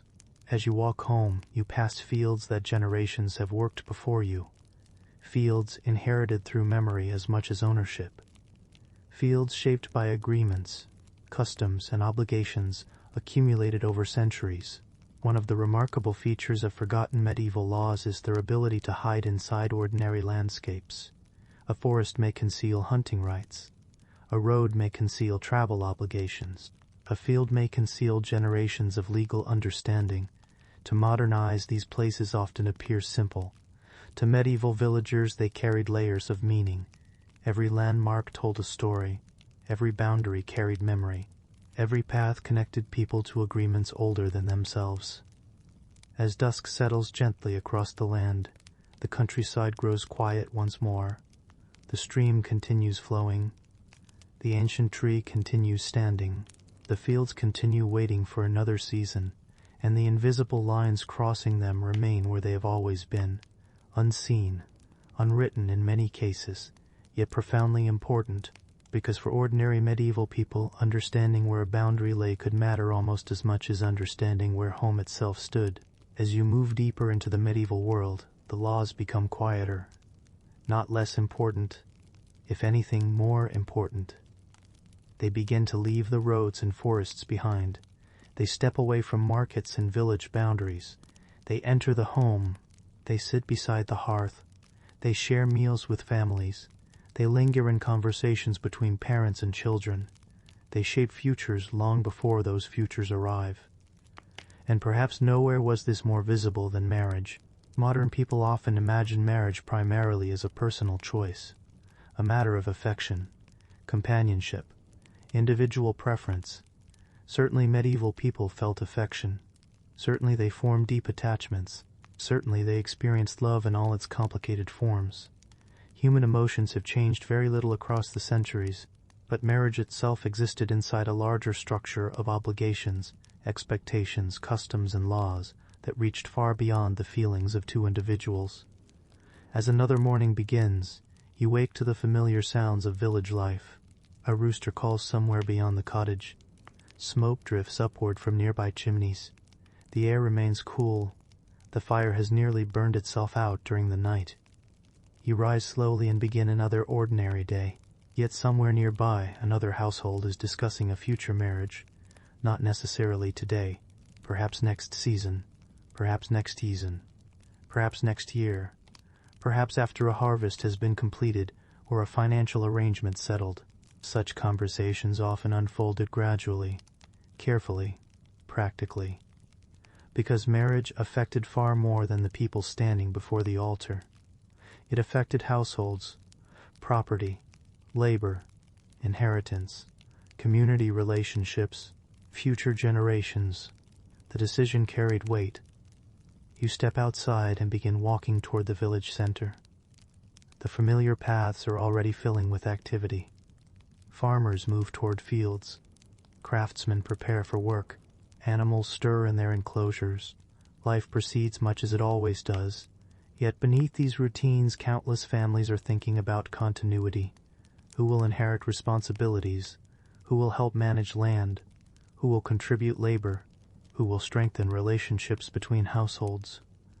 Marriage often became one answer to such questions. This does not mean medieval people viewed marriage as a cold calculation. The reality was more complex. Emotion and practicality existed side by side, just as they often do today. The difference lies in how openly practical concerns entered the conversation. A household was an economic unit as well as a family. Its survival depended upon cooperation. Resources mattered. Labor mattered. Stability mattered. Stability mattered. Consequently, marriage frequently involved discussions extending well beyond personal feelings. You pass several cottages. Each one represents not merely a residence but a functioning household. Food must be prepared, repairs completed, animals managed, fields worked, winter supplies gathered. Every task contributes to survival. The household serves as the basic foundation of medieval society. Protecting that foundation becomes a legal concern. And once something becomes a legal concern, rules inevitably follow. Across medieval Europe, marriage laws varied enormously. Customs differed between regions. Religious authorities played significant roles. Local traditions influenced outcomes. No single system governed every village or kingdom, yet certain themes appeared repeatedly. Marriage required recognition. Marriage carried obligations. Marriage created legal relationships. The act itself connected individuals to broader structures of authority and expectation. You imagine a young couple walking together along a village path. Their future appears full of possibilities, yet their decisions unfold within a framework they did not create. Parents may possess opinions. Religious authorities may possess expectations. Community customs may influence available choices. Economic realities certainly play a role. The couple is not alone. Marriage joins families as much as individuals. This collective dimension often surprises modern observers. Today, personal autonomy receives significant emphasis. In many medieval communities, collective interests remained more visible. The well-being of households mattered deeply. The stability of the village mattered deeply. Individual decisions therefore attracted communal attention, not because everyone wished to interfere, because consequences extended beyond the individual. By late morning, sunlight brightens the village. Children move between cottages. Neighbors exchange greetings. The ordinary rhythms of life continue. These rhythms help explain why marriage attracted legal attention. A stable household contributed to a stable community. Communities valued stability. The connection seemed obvious. Marriage therefore became more than a private arrangement. It became part of the social infrastructure. Like roads, like fields, like markets. The comparison may feel unusual, yet it contains truth. Societies depend upon continuity. Households help provide that continuity. One topic frequently associated with marriage involved property, not always large amounts of property. Many medieval families possessed limited resources, yet even modest resources required consideration. Tools, animals, household goods, land rights, future inheritances. These matters could influence marriage arrangements significantly. Dowries appear in many regions. Marriage settlements appear in others. The specific forms differ. The underlying concern remains familiar. How will resources move between households? How will future obligations be managed? The questions are practical, but practical questions often shape daily life more powerfully than dramatic ones. You sit for a while beside a small field. A light breeze moves through the grass. Clouds drift slowly overhead. The pace of life feels unhurried, and this is important. Many medieval decisions unfolded gradually. There was time to think, time to negotiate, time to consult family members, time to consider consequences. The process rarely resembled the dramatic scenes often depicted in stories. Instead, it resembled ordinary life. Conversations repeated over months. Plans adjusted, expectations clarified, relationships strengthened. Much of history occurs through such quiet processes. The endurance plateau of medieval life becomes especially visible here. Days blend into weeks, weeks into seasons. Households continue their routines. Marriage emerges not as a single event, but as part of a longer cycle of continuity. Children become adults. Adults establish households. New responsibilities appear. Old responsibilities pass to younger generations. The cycle repeats. Law helps provide structure. By afternoon, you notice how closely household obligations connect to daily labor. A household functions only when tasks are completed. Food prepared, water carried, fuel gathered, animals tended, repairs made. The workload is continuous. Marriage therefore carries practical implications beyond legal recognition. It influences how labor is organized, how responsibilities are shared, how households adapt to changing circumstances. These realities help explain why medieval communities viewed marriage as such a significant institution. It touched nearly every aspect of life. One fascinating feature of forgotten medieval laws is their tendency to disappear into routine. Marriage laws often functioned this way. People did not wake each morning thinking about legal structures. They thought about meals, weather, livestock, repairs. Yet the legal framework remained present, quietly shaping possibilities, quietly influencing decisions, quietly connecting individual lives to broader systems. As evening approaches, shadows lengthen across the village. Workers return home. Smoke rises from chimneys. The familiar scent of cooking drifts through the cooling air. Families gather around hearths. Conversations begin. Some discuss tomorrow's tasks. Others discuss future plans. Perhaps somewhere a marriage is being considered. Perhaps parents are offering advice. Perhaps two households are discussing arrangements that will affect generations yet unborn. Nothing appears dramatic. Nothing demands immediate attention. Yet these quiet conversations help shape the future of the community. This is one reason marriage remains so deeply connected to law. The future itself depended upon it. Not only emotional futures, practical futures, economic futures, social futures, the continuity of everyday life. Night settles gradually across the village. The last light fades from the sky. Doors close. Voices soften. The world becomes still. Inside countless homes, families prepare for rest. And within those homes, obligations continue passing from one generation to the next. Some are spoken. Some are assumed. Some are written into law. Others survive through custom.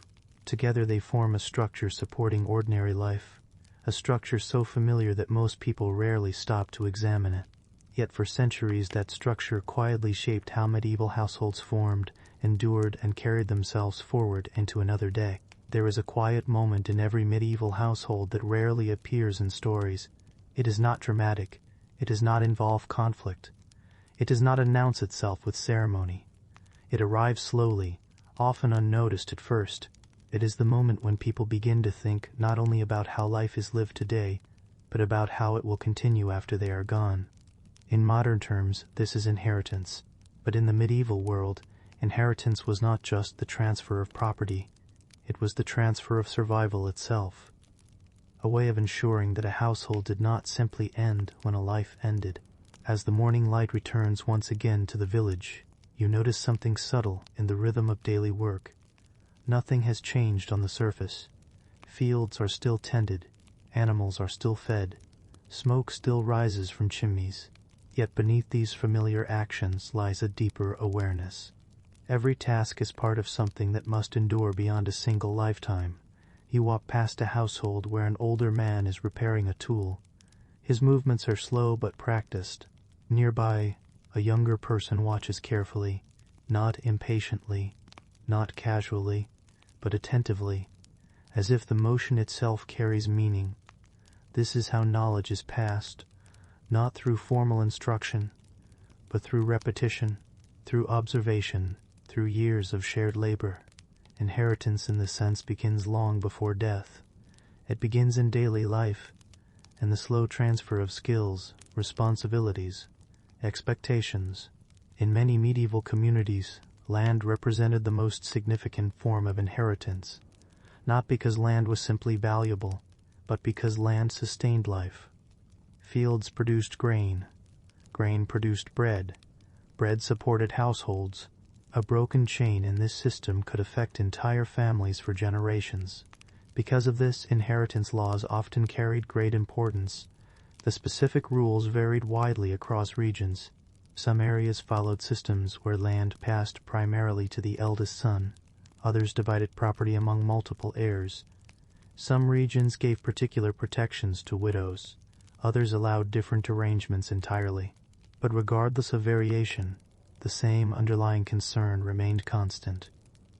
How does a household continue when its head is no longer present? You pause beside a field at the edge of the village. The soil is dark and recently worked. It holds the promise of future harvests, but it also holds memory. This same land may have been worked by earlier generations, and it may, in time, be worked by those not yet born. Medieval inheritance is not just about ownership. It is about continuity, the belief that a household is not a single moment in time, but a sequence stretching across generations. This idea shaped many legal customs. Wills existed in some regions, verbal agreements in others. Witness to declarations often carried weight in communities where written documentation was rare or limited. Memory again plays a central role. Who remembers what was promised? Who witnessed what was said? Who can confirm what was intended? In a world where written records are not always available, human memory becomes part of the legal system itself. By mid-morning, the village grows busier, yet conversations you overhear are subtly different when inheritance is on people's minds. A father may speak of fields not as possessions, but as responsibilities. A mother may discuss household goods not as objects, but as necessities for future stability. Even children, without fully understanding, sense that certain objects carry weight beyond their appearance. A tool is not just a tool. A field is not just a field. A house is not just a structure. Each is part of a continuing line. This sense of continuity shapes how people treat their possessions. Nothing is entirely disposable. Everything has potential future importance. Even small items can matter. A cooking pot, a worn knife, a loom, a cartwheel. These objects move through generations. They accumulate stories as much as they accumulate wear. Inheritance law, therefore, is not only about wealth. It is about preserving the functioning of daily life. You continue walking slowly along a narrow path. The wind moves gently through nearby grass. The sound of distant activity drifts across the fields. Life feels steady, predictable, yet behind this stability lies constant adjustment. When a household changes, the entire structure around it adjusts as well.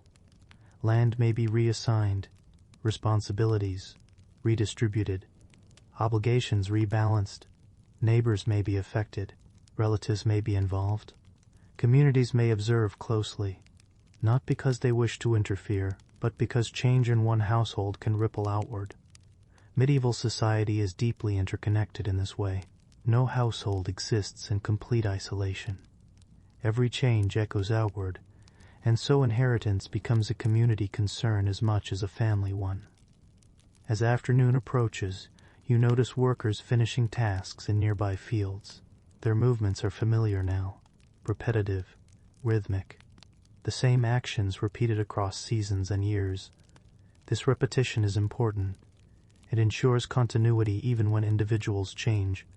A generation works, then another, then another. The land remains, the tasks remain, the expectations remain. Only the people shift. In some cases, disputes arise over inheritance. These are not always dramatic conflicts. Often they are quiet disagreements. Questions about interpretation, about intention, about fairness, about memory. Local courts or community gatherings might address such matters. Witnesses may be called. Stories may be told. Memories compared. The process is not always perfect, but it reflects an attempt to preserve stability in a world where written certainty is limited. By late afternoon, the sun lowers in the sky. Shadows lengthen across the fields.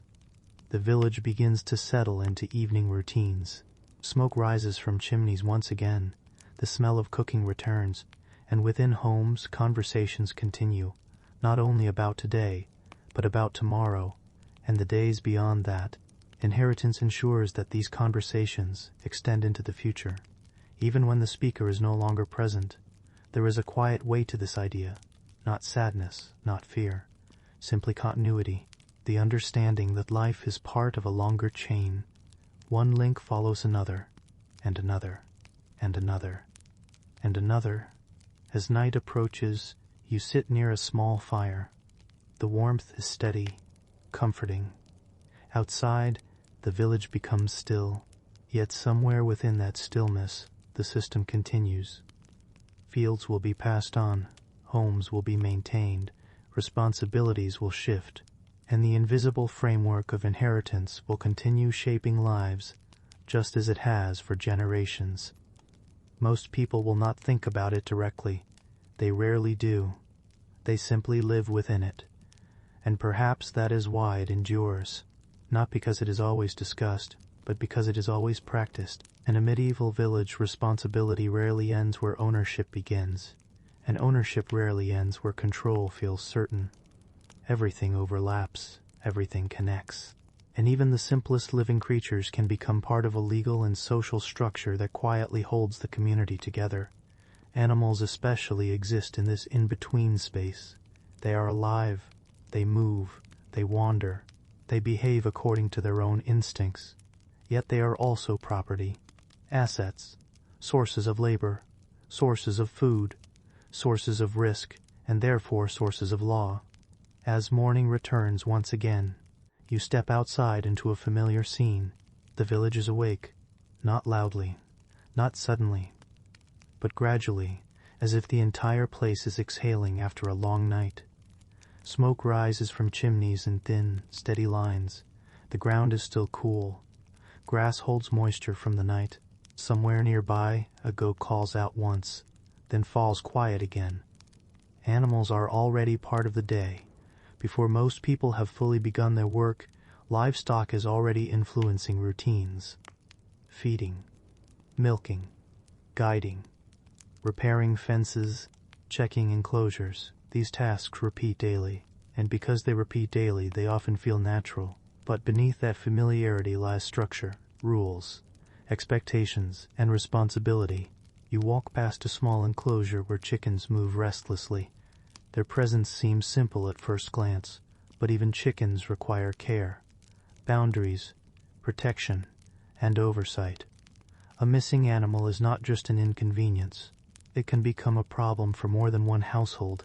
It can affect neighbors, fields, gardens, shared resources, and in a world where most resources are closely tied to survival, even small losses matter. This is where medieval law often becomes surprisingly practical. Animals do not respect boundaries. They cross fields, they enter gardens, they wander into neighboring land, and when they do, questions arise almost immediately. Who is responsible? Who pays for damage? Who retrieves the animal? Who prevents it from happening again? These are not abstract legal questions. They are everyday concerns. You continue along a narrow path beside cultivated fields. The soil is freshly turned. The work of planting or preparation is visible in its texture. Nearby, a fence line appears. Simple wooden posts, woven branches, repairs made over time. This fence does not simply divide land. It represents responsibility. It represents an agreement, spoken or understood, about where one household's control ends and another begins. Yet fences are not perfect. Wood decays, animals push through, storms weaken structures, and so responsibility does not disappear when a barrier exists. It simply becomes shared in a more complicated way. In many medieval communities, livestock ownership came with obligations. If your animal strayed and damaged a neighbor's crops, you might be expected to compensate. Not always through formal courts, often through local negotiation, through community expectation, through long-established custom, and custom in many places carried as much weight as written law. By mid-morning the village becomes more active. You hear voices in the distance, a brief argument near a field boundary. Nothing dramatic, but noticeable. These moments are part of daily life. A cow has wandered where it should not have. A goat has broken through a weak fence, or a pig has found its way into a garden. Such incidents may seem minor in isolation, but they represent a recurring pattern in medieval life, the constant negotiation between human order and animal movement, between structure and unpredictability, between intention and instinct. You pause for a moment and watch a farmer adjust a fence. Slow, careful work, replacing worn wood, strengthening weak points, checking the ground for signs of pressure. This is not just maintenance, it is prevention, preventing future disputes, preventing future loss, preventing future disruption. Medieval law often functions like this, not only reacting to problems, but trying to reduce the likelihood of problems occurring in the first place. As you continue walking, you notice how deeply animals are integrated into every aspect of life. Horses carry burdens and people. Oxen plow fields. Sheep provide wool. Goats provide milk. Pigs convert scraps into sustenance. Chickens provide eggs. Even smaller animals have roles within the household economy. Each animal represents both value and vulnerability, because animals can be lost, stolen, injured, or simply wander away. This uncertainty is part of why communities develop systems of accountability. A stray animal is not just an accident, it is a responsibility. And responsibility often extends beyond the individual. Neighbors may become involved, witnesses may be consulted, community memory may help determine what happened. Once again, law and daily life are deeply intertwined. Nothing feels distant. Nothing feels purely theoretical. Everything is close, practical, immediate. By afternoon, the sun is higher. Fields stretch outward under steady light. You pass a group of villagers discussing repairs to a shared enclosure. Their conversation is calm, focused, not argumentative, but attentive. They are not only fixing wood and rope, they are maintaining a system of trust, because without trust, shared spaces become difficult to manage. Animals are part of that shared system. They require cooperation, and cooperation requires expectations. Who tends them? Who repairs damage? Who responds when something goes wrong? These expectations may not always be written down, but they are understood, and understanding in this world is often as important as formal law. As late afternoon approaches, the village grows quieter again. Animals settle. Work slows. The rhythm of the day begins to ease. You return toward the central paths where cottages cluster together. Smoke rises once more from chimneys. The smell of evening meals begins to drift to the air, and in this quiet return, it becomes clear how deeply responsibility shapes everyday existence, not through dramatic enforcement, not through constant intervention, but through repetition, through habit, through shared awareness of how fragile balance can be. One stray animal, one broken fence, one moment of neglect, and the carefully maintained structure of daily life can shift slightly, not collapse, but shift. And so people remain attentive, not anxious, but aware that survival depends on countless small acts of care. As night begins to fall, the village settles into stillness. Animals are secured, fires are lit, doors are closed, and responsibility for the moment rests quietly where it belongs. Not forgotten, not removed, just paused until the next morning begins again. By now, the village has become familiar to you. The rhythm of its days, the slow return of morning light, the steady work in fields and homes, the quiet movement of people between obligations, and the way law seems to sit behind everything rather than stand in front of it. But there is one place in medieval life where law becomes visible again, not loud, not theatrical, but unmistakably present.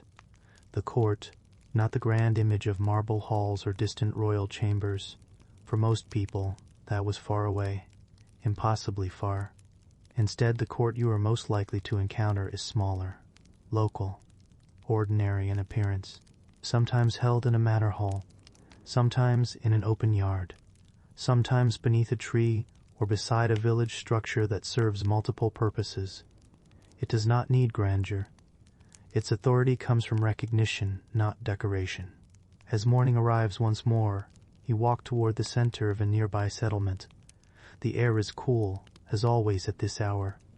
A few villagers move more slowly than usual. There is a sense of attention in the air. Not fear exactly, but awareness. Because today is a court day, you can tell without being told. People dress slightly more carefully. Conversations feel more measured. Even the usual sounds of work seem to pause at the edges of the village. A court in the medieval world is not always about punishment. In fact, much of its work is surprisingly ordinary.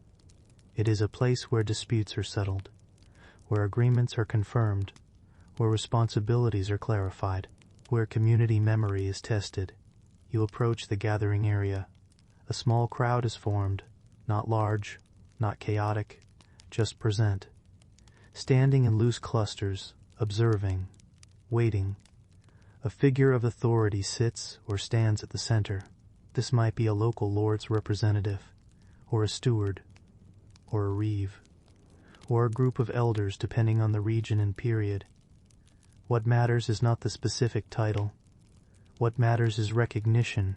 People accept this person's role in maintaining order, not because they are distant, but because they are embedded in the same world. The court begins quietly. There is no dramatic announcement, no formal spectacle, just a transition from everyday life into structured conversation. A dispute is raised, perhaps about land, perhaps about a boundary, perhaps about livestock damage, perhaps about a small debt that has not been repaid. The details matter to those involved, and sometimes to their neighbors as well. You notice something important as you observe. Most of what is discussed is not extreme. It is not criminal in the dramatic sense. It is the friction of daily life. A fence moved slightly.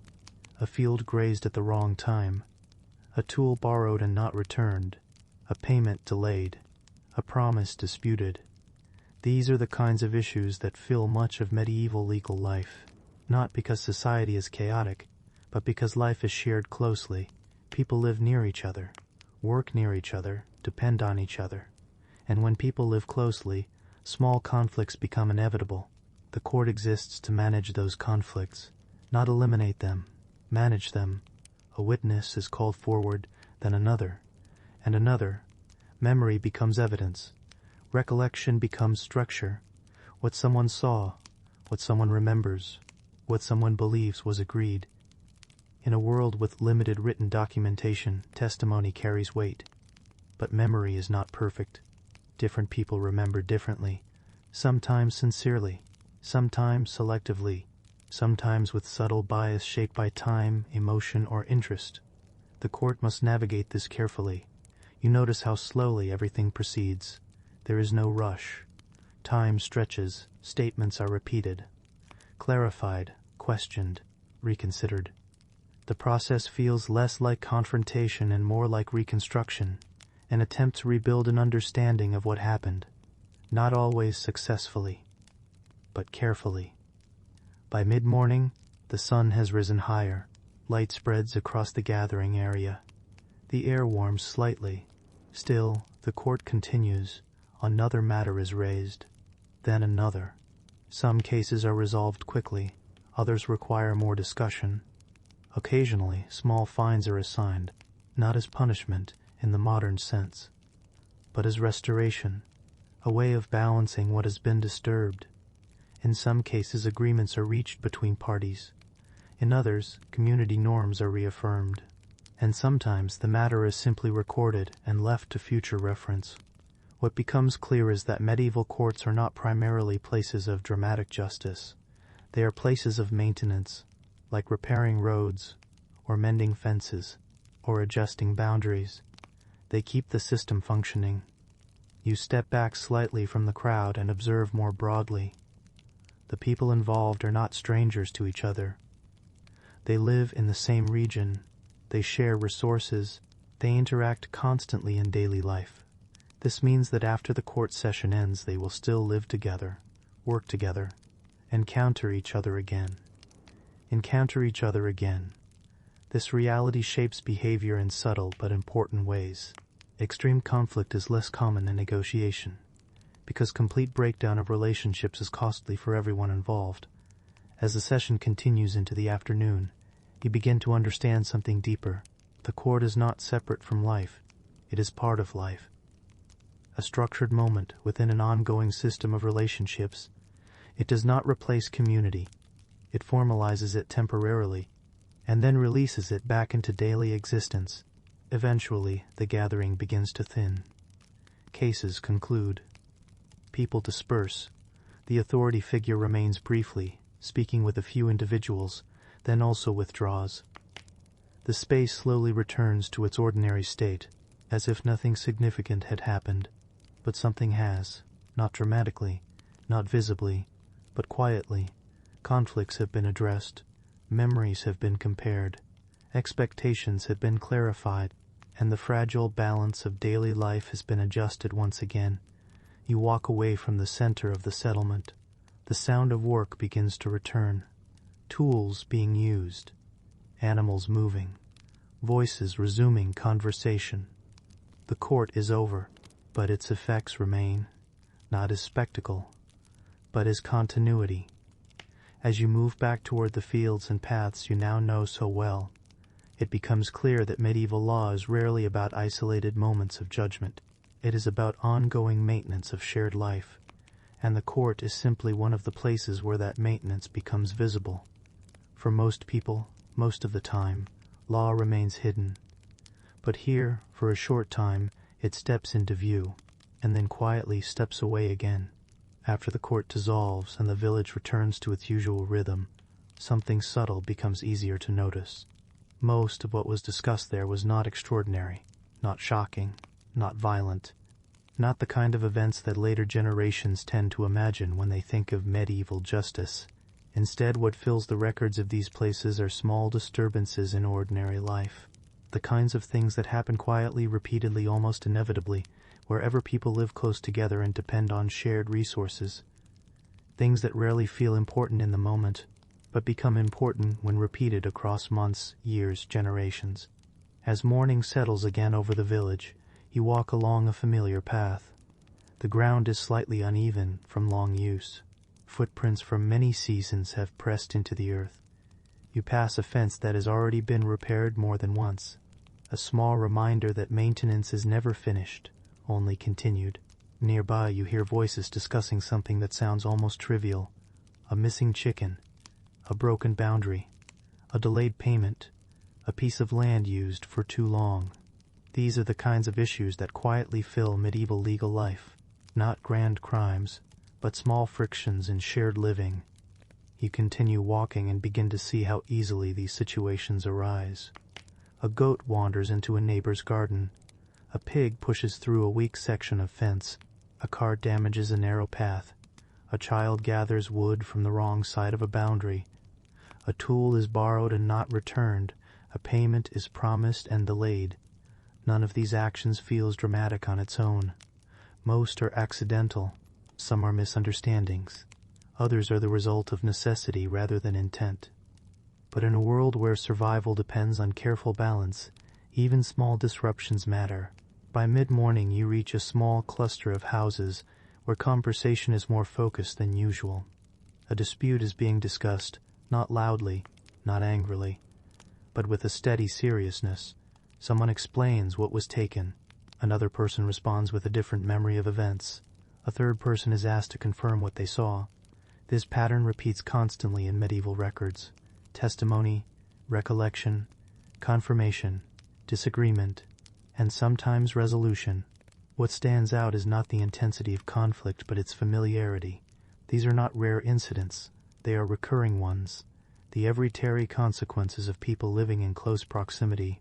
You notice how often these disputes involve shared resources, land boundaries, grazing rights, water access, market transactions, tools and materials passed between neighbors. In such a world, ownership is important, but rarely absolute in the modern sense. Rights overlap, customs intersect, expectations coexist with necessity, and because of that, clarity is always needed. But clarity is not always easy. Memory plays a central role again. People remember events differently, not necessarily dishonestly, but differently. Time reshapes recollection. Emphasis shifts. Details fade or sharpen depending on perspective. And when records are written down, they often reflect not only what happened, but what was agreed to have happened. As you move further through the village, you notice how frequently small corrections are made in daily life. A neighbor adjusts a fence slightly after discussion. A tool is returned quietly. A payment is settled without ceremony. A disagreement seems to fade into acceptance rather than resolution. Many small offenses never reach formal attention at all. They are handled within the community itself, through conversation, through pressure, through expectation, through the simple desire to continue living together without tension. The legal system, when it appears, often serves as a final step rather than a first response. By the time matters reach formal notice, they have already passed through many informal stages. Discussion, warning, clarification, adjustment. Only when these fail does structured judgment become necessary. You pause near a narrow lane where two households share a boundary. The line between their properties is not marked by anything dramatic. No wall, no gate of authority, just a shift in use, a hedge, a worn path, a shared understanding, and yet this invisible line requires constant care, because invisible lines are the easiest to blur.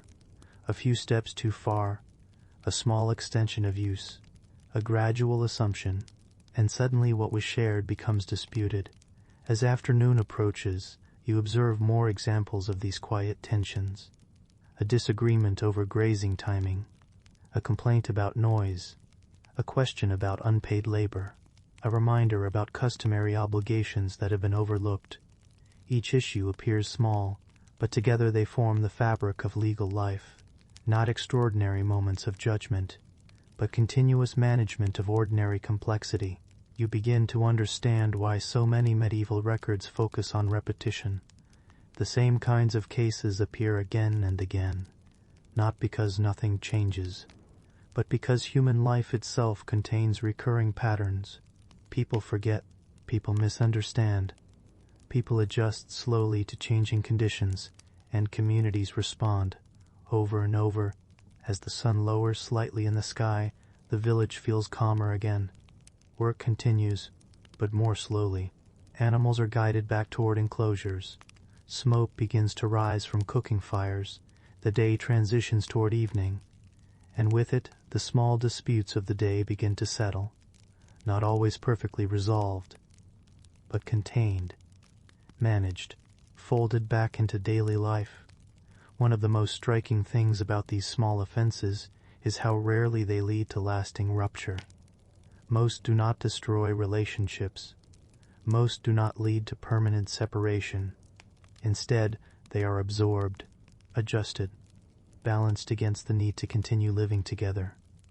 This is not idealized harmony. It is practical coexistence, and it depends on systems of expectation that everyone understands, even if no one explicitly states them all the time. As night begins to fall, you reflect on what the records truly reveal. Not a world filled with constant chaos, but a world constantly managing small imperfections. A world where law is not only punishment but repair, not only correction but maintenance, not only authority but continuity. The village grows quiet once more, doors close, voices soften, and the small offenses of the day fade into memory, waiting perhaps to be recorded, or perhaps simply to be forgotten. Either way, life continues. As it always has, by this point in the day, the village no longer feels like a collection of separate stories. It feels like a single system breathing slowly.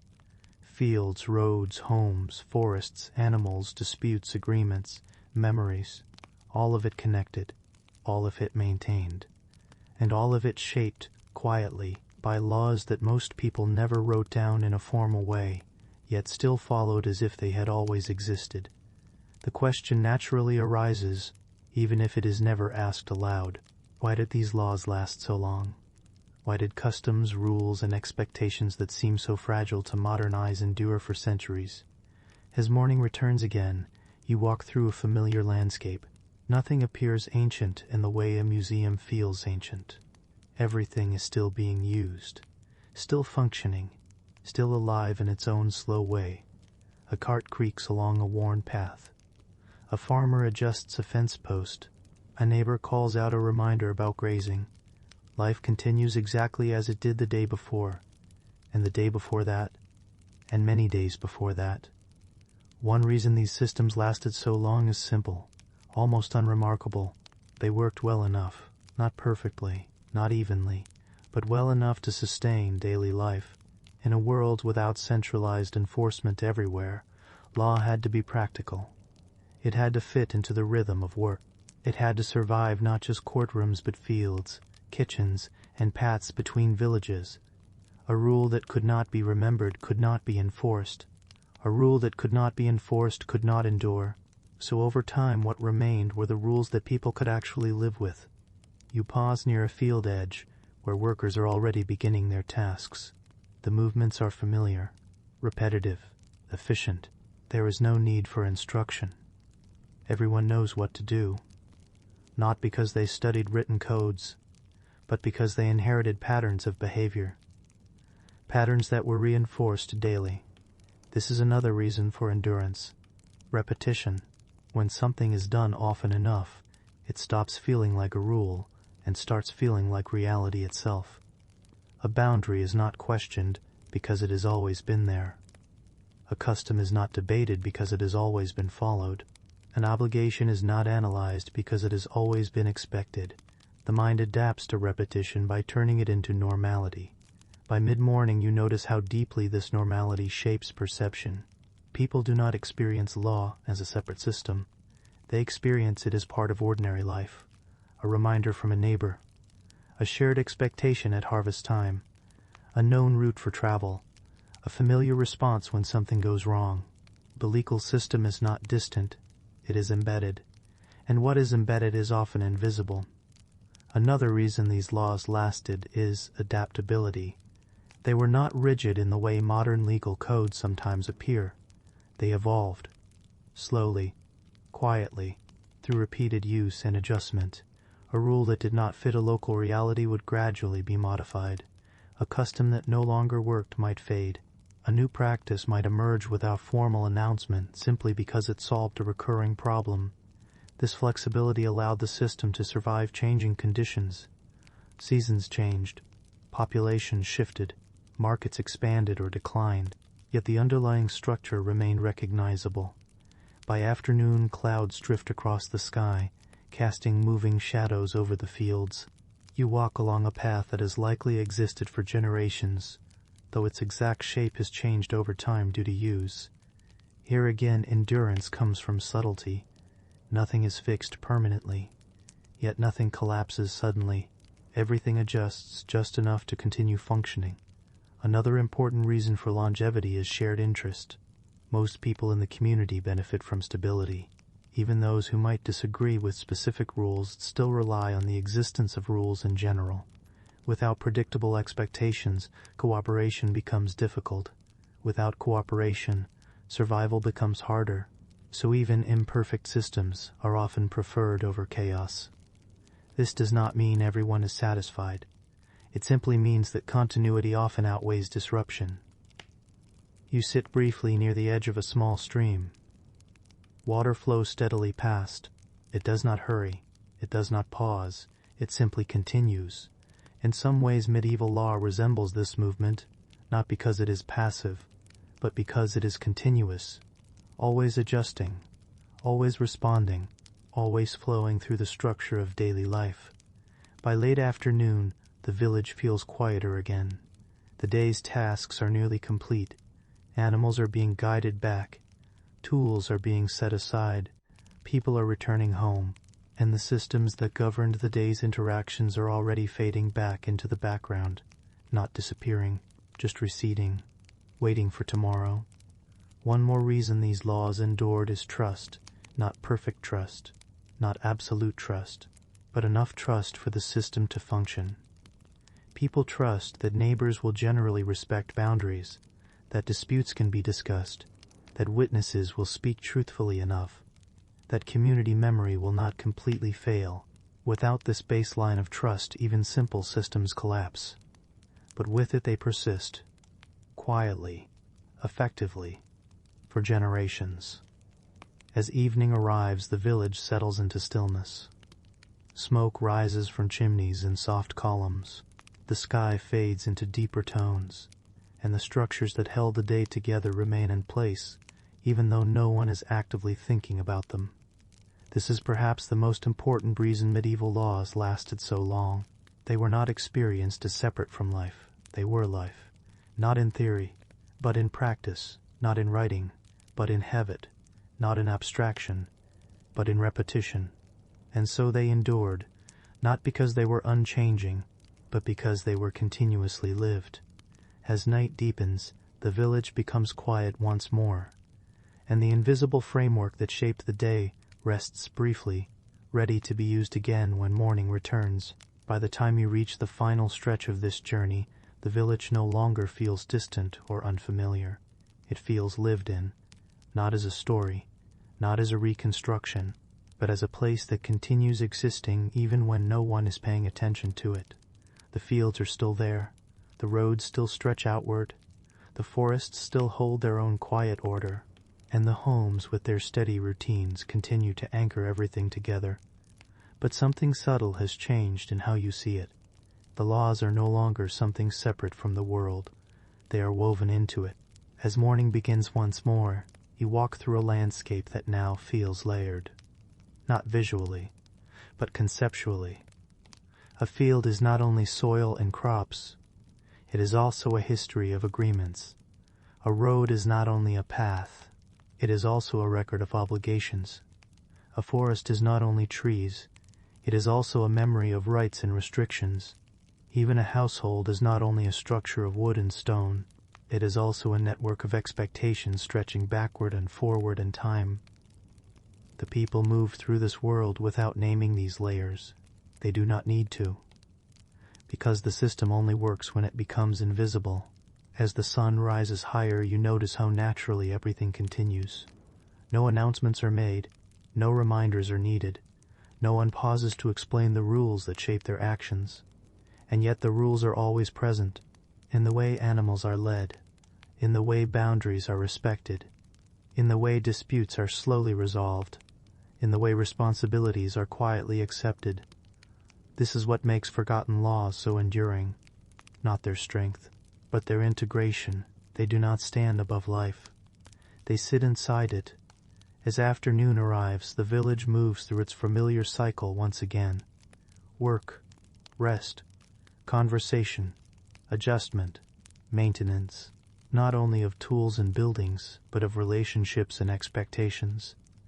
Everything is maintained. Nothing is ever truly finished. And that includes law itself, because law in this world is not a final statement. It is an ongoing process, a repeated agreement between people who share the same limited space, the same uncertain weather, the same fragile resources. You pause for a moment at the edge of a field. The wind moves gently across the grass. Nothing here announces importance, and yet everything here depends on quiet systems that have been refined over generations. As evening begins to fall, you notice how naturally the day comes to a close. There is no sense of completion, only transition. Work slows, voices soften, light fades, and the structures that supported the day withdraw into the background once more. Not gone, just resting, waiting. The forgotten laws of the medieval world were never truly forgotten by the people who lived under them. They were simply not seen as separate from life. They were embedded so deeply into habit and expectation that they no longer needed explanation. They survived because they were practiced. They lasted because they were repeated. They endured because they were shared. And eventually, they faded from memory not because they disappeared, but because the world that carried them changed. New systems replaced old ones. Written codes expanded. Central authority strengthened. Maps replaced memory. Records replaced recollection. But traces remained. In land boundaries that still follow ancient lines. In roads that still trace old routes. In customs that survive in modified forms, and in the quiet logic of cooperation that still shapes how people share space today. As night finally settles over the landscape, the village becomes still again. Fires dim, doors close, the wind moves gently across empty fields, and the laws that once shaped every step, every boundary, every household, every journey, rest quietly inside history. Not erased, not destroyed, just no longer spoken aloud, because they have already done their work, and in doing so, they became part of something larger than law. They became part of living memory itself. And now, as you listen in the quiet dark, it is enough to simply let them fade, not into absence, but into continuity, into the long, slow story of ordinary people trying to live together in a world that never stopped asking them to share it.